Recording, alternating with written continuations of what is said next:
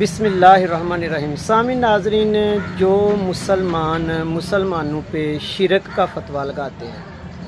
یہ آپ سن لو کہ رسول اللہ صلی اللہ علیہ وآلہ وسلم نے خارجیوں کی سب سے جو بنیادی نشانی اور صفت بتائی، ان کا جو مین وصف ہے، برا وصف، وہ یہ ہے کہ وہ اہل اسلام کو پر صرف شرک کا فتویٰ ہی نہیں لگائیں گے، ان کو صرف مشرک کہیں گے نہیں، بلکہ مشرک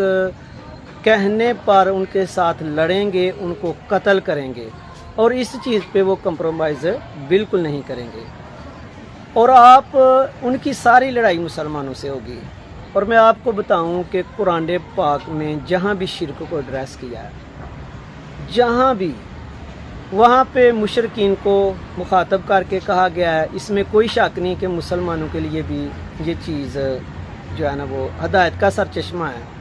ہمارے لیے اس میں بھی سبق ہے، لیکن خدا کی قسم ایک آیت بھی اور ایک حدیث بھی نہیں ملتی حضور صلی اللہ علیہ وآلہ وسلم سے، چاہے وہ ضعیف حدیث ہی کیوں نہ ہو، کہ جس میں اسلام لانے کے بعد مسلمانوں کو سمجھایا گیا ہو کہ آپ کے یہ کام شرک والے ہیں، اس طرح شرک ہے، ایک بھی نہیں ملتی۔ اس میں یعنی خارجی لوگ اعتراض کرتے ہیں، کہتے ہیں جی حضور صلی اللہ علیہ وآلہ وسلم کے وقت کے جو مسلمان ہیں وہ شرک نہیں کرتے تھے، بعد کے جو مسلمان ہیں وہ کرتے ہیں۔ اور میں آپ کو بتاؤں کہ صحابہ کے دور سے، یعنی آپ صلی اللہ علیہ وسلم کے وصال کے بعد، ظاہری وصال کے بعد، آپ دیکھ لو صحابہ سے ایک مثال نہیں ملتی کہ کچھ صحابہ نے کچھ صحابہ کو سمجھایا ہو کہ آپ اگرچہ مسلمان ہو لیکن آپ یہ کام شرک والے کرتے ہو، ایک مثال بھی نہیں ملتی۔ اور تابعین کے زمانے میں بھی ایک مثال نہیں ملتی کہ کسی تابعی نے کسی دوسرے تابعی کو، یعنی ایک مسلمان نے دوسرے مسلم کو کہا ہو کہ تو نے یہ شرک کر دیا اور یہ شرک والا کام ہے، ایک مثال نہیں ملتی، تبع تابعین میں بھی نہیں ملتی۔ اب مجھے یہ بتاؤ کہ جب صحابہ کی بار علیہم رضوان، نبی کریم صلی اللہ علیہ وآلہ وسلم کے دور سے، تابعین، تبع تابعین کے دور سے، کوئی مسلمان کسی مسلمان کو کسی بھی عمل پہ مشرک نہیں کہتا تھا، تو ہم کون ہیں کہیں؟ اصل میں یہ خارجی جو ہے، یہ رسول اللہ صلی اللہ علیہ وآلہ وسلم نے فرمایا کہ دجال کے ظہور سے پہلے یہ کثرت سے ہوں گے، فرمایا ہر دور میں یہ ظاہر ہوں گے، اور ان کی جو عبادات ہیں، نماز، روزہ وغیرہ، یہ سارا کچھ ہوگی، صرف مسلمانوں سے ان کی لڑائی ہوگی، ان کو مشرک کہیں گے۔ تو یاد رکھو کہ کانپ و خوف سے کہ کہیں ہم میں خارجیوں کی یہ صفت تو نہیں ہے۔ اور میں آپ کو بتاؤں کہ کسی سے ہیلپ لینا شرک اس وقت بنتا ہے جس سسٹم کو اللہ نے شرک کہا، جب آپ اس سے ہیلپ لو۔ شرک کا جو نظام ہے اس میں شیطان آتا ہے، شیطان سے ہیلپ مانگو گے، اگرچہ شیطان کا جو ایک سسٹم ہے، دجال کا جو سسٹم ہے، وہ ہیلپ کرتا ہے، اللہ نے اس کو طاقت دی ہوئی ہے۔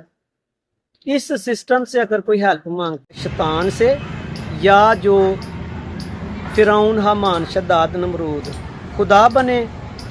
یا پھر آپ یہ کہہ لو کہ اگر کسی ہستی کو معبود بنایا جائے، اللہ بنایا جائے، اللہ کا بیٹا بیٹی وغیرہ، تو تب ہیلپ کا تصور کرنا یا بتوں سے کرنا یہ شرک ہے۔ اور جو اللہ کا سسٹم ہے، اللہ اس کو سپورٹ کرتا ہے، اللہ اس کو ایکسیپٹ کرتا ہے۔ اللہ کو جو سسٹم ہے وہ اللہ تک پہنچنے کا ذریعہ بھی ہے اور سیڑھی بھی ہے، اور اس کا یوز کرنا یہ اللہ کی رضامندی ہے، اللہ اس چیز کو لائک کرتا ہے۔ اللہ کے سسٹم میں اللہ آتا ہے، انبیاء، صدیقین، شہداء اور صالحین آتے ہیں۔ کبھی بھی کچھ بھی ہو جائے، کسی مسلمان کو آپ مشرک نہ کہیں، کیونکہ یہ بنیادی وصف ہے خارجیوں کا۔ اللہ تعالیٰ ہمیں محبت کا درس دینے کی، ایمان کا درس دینے کی توفیق عطا فرمائے۔ اور ایک بات ذہن میں رکھو کہ خارجیوں کی مین نشانی یہ بھی ہے کہ وہ رسول اللہ صلی اللہ علیہ وآلہ وسلم میں نقص تلاش کرتے ہیں، آپ کو بے یار و مددگار ثابت کرنے والی آیات یا احادیث جو ہے نا وہ فخراً پیش کرتے ہیں۔ اللہ اپنے حبیب صلی اللہ علیہ وآلہ وسلم سے جیسے مرضی چاہے بات کرے، ہم کون ہوتے ہیں کہ اللہ بن کے یا اس لیول پہ رسول اللہ صلی اللہ علیہ وآلہ وسلم کی عزت و توقیر میں تنقیص کریں۔